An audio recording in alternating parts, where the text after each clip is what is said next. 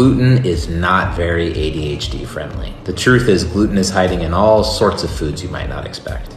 And for some people with ADHD, gluten can trigger inflammation in the gut and the brain. Why does that matter? Inflammation can make focus, mood, and energy even harder to manage.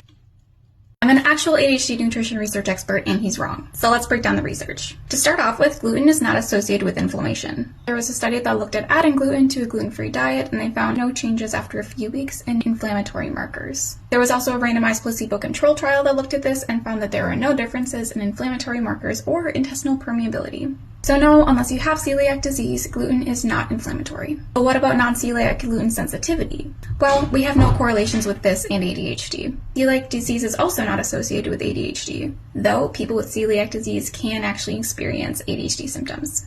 And when we look at research that takes out gluten from the diet, we find no changes in ADHD symptoms except for short-term memory in some people.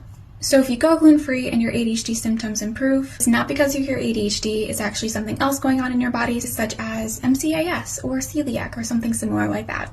As always, let's make sure we're getting our evidence from the actual people in the field.